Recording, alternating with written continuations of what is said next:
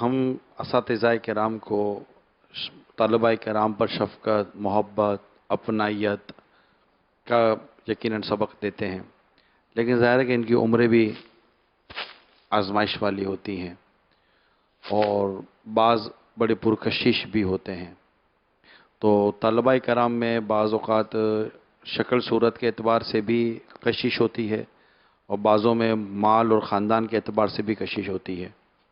ان تمام یہ جو معاملات ہیں، اس سے ایک استاد اپنے آپ کو، اگر ان میں کئی فتنے برپا ہوتے ہیں تو ان فتنوں سے خود کو بچانے کے لیے ایسے کیا کیا اقدامات کرے کہ وہ فتنے سے بھی بچے اور طلباء کرام کا جو تعلیمی نقصان یہ بھی نہ ہو اور اس کی اپنی آخرت کا بھی تحفظ رہے، اس کا کوئی خوبصورت سا انداز ارشاد فرما دیں۔ سر کہ خوف خدا، دیکھو یوں تو ہر مسلمان میں خوف خدا ہے۔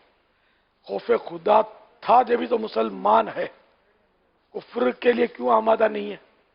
اس کی وجہ یہ ہے کہ وہ اپنے رب سے ڈرتا ہے، جبھی تو ہے نا۔ تو یوں ہر مومن متقی ہے، ہر ایمان والا متقی ہے، لیکن اس کے درجات ہیں نا، تو آگے کے درجات میں ہمارے یہاں مطلب بالکل ہی کمزوریاں ہیں۔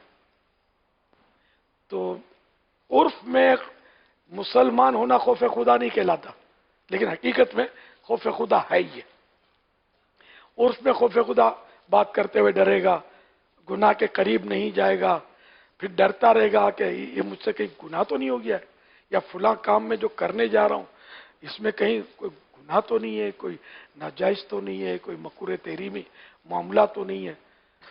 اس طرح اس کی سوچ بنے گی، خوف خدا ہوگا نہ بڑھے گا تو اس طرح کا، اور توبہ وہ کرتا رہے گا۔ ہمارے ہم توبہ کرتے ہیں، مگر ہماری توبہ عام طور پہ بس ایک رسمی سی ہوتی ہے، اندر میں کچھ اس کا وہ کرنٹ ہوتا نہیں ہے۔ میں جنرل بات کر رہا ہوں، ماشاءاللہ آپ میں ایسے بھی لوگ ہوں گے جو ولایت کی منزل پر پہنچے ہوئے ہوں گے، یعنی کہ ظاہر ہے کہ کسی کو پتہ نہیں چلتا نا، اور خود ایسے اولیاء کرام بھی ہوتے جن کو اپنا نہیں پتا ہوتا ولی ہونا۔ تو یوں اگر خوف خدا پیدا ہوگا صحیح معنوں میں، تو جو آپ نے فرمایا کہ امرد بینی، امرد پرستی یا دولت پرستی، ان سب چیزوں سے وہ اس کو نجات مل سکتی ہے۔ واقعی یہ وہ مطلب یہ کہ مخلوق ہے اس وقت جمع ہے نا، یہ آگ کے سمندر میں تیر رہی ہے لوگ، کیونکہ ان کو تو پڑھانا ہی امرد ہوا ہے، اور بغیر چہرے کو دیکھے پڑھانا یہ قریب قریب ناممکن ہے۔ اب ان میں کوئی یوں تو القاب تو دے دیے جاتے ہیں، بڑے بڑے القاب ملتے ہیں، لیکن حقیقت میں تو امام اعظم جیسا تقویٰ کہاں سے لائیں گے؟ کہ امام محمد رحمت اللہ تعالی علیہ حاضر ہوئے پڑھنے کے لیے، امرت تھے آپ، فرمایا بیٹے حفظ کر کے آنا۔ یہ دوسرے ہفتے آ کر کھڑے، ایک ہفتے کے بعد واپس کھڑے ہو گئے آ کر کہ مجھے پڑھائیے، تو آپ نے فرمایا بیٹا آپ سے کہا نا کہ آپ حفظ کر کے آنا۔ ان کا خیال تھا امام اعظم کا کہ چند سال شاید حفظ میں لگ جائیں گے جب تک کہ بڑے ہو جائیں، تو انہوں نے کہا میں نے حفظ کر لیا۔ حفظ کر لیا؟ ہاں، ایک ہفتے میں حفظ کر لیا۔ سبحان اللہ۔ اب اس کی ذہانت نے متاثر کیا، تو اب پڑھانے پر تو آمادہ ہوئے، لیکن اس کو دیوار کی اوٹ میں پڑھاتے تھے، آمنے سامنے نہیں پڑھاتے تھے۔ یہ تقویٰ۔ حالانکہ امام اعظم ہمارے نزدیک ان کو کیا ہونا تھا؟ امرت سے، لیکن تقویٰ۔ تو میری آپ کی حالت تو ہم دوسرے سے زیادہ جانتے ہیں اپنے دل کی کیفیت کیا ہے۔ یہ بھی اس پر بھی ڈرنا ہے اللہ تعالی سے۔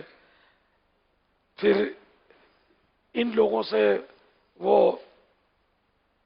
سے ایک دم فری ہونا، مذاق مسخری کرنا طلباء کرام سے، خاص کر امردوں سے، یہ بھی اور یعنی کہ مصیبت میں ڈالتا ہے۔ پھر اس کے سامنے اس لیے مسکرانا کہ وہ بھی مسکرائے، تو اس کا مسکرانا زیادہ آفت ڈھاتا ہے۔ تو یہ سارے معاملات ہیں، اس پر غور کرتے رہے بندہ، اللہ سے ڈرتے رہے۔ اب ظاہر یہ تو نہیں کہوں گا کہ پڑھانا ہی چھوڑ دے، اور جس پر خوف خدا کا غلبہ ہوا اور اگر بھاگنے لگا پڑھانے سے ذرا میں پکڑنے پر قادر نہیں ہوں.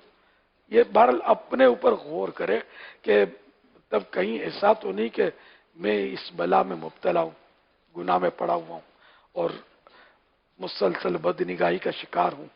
نعوذ باللہ, نعوذ باللہ, نعوذ باللہ. ایک اور درخواست آپ سے کر دوں. بعض اوقات طالب علم کا جو بیک گراؤنڈ ہوتا ہے, جو اس کے آگے پیچھے کا معاملہ, تو کچھ پیسے والے ہوتے ہیں, باپ پیسے والے, والد پیسے والے ہوتے ہیں, چچا پیسے والے ہوتے ہیں. تو کبھی بھی میرے پیارے میٹھے اسلام بھائیو, اپنے کسی شاگرد کے ساتھ کاروباری مراسم پیدا مت کرنے دیجیے گا. اس کی شکایتیں بھی آئی ہیں. اب وہ انویسٹمنٹ کے وہ پیسے لا کر دے, یا آپ نے اس کو پیسے دے دیے, طالب علم کو کہہ دیا کہ ٹھیک ہے میں آپ کو پیسے دیتا ہوں, ذرا میری آپ وہ اپنے ابو کے ساتھ فلاں کے ساتھ انویسٹمنٹ کر دیں. اس میں مسائل و مسائل.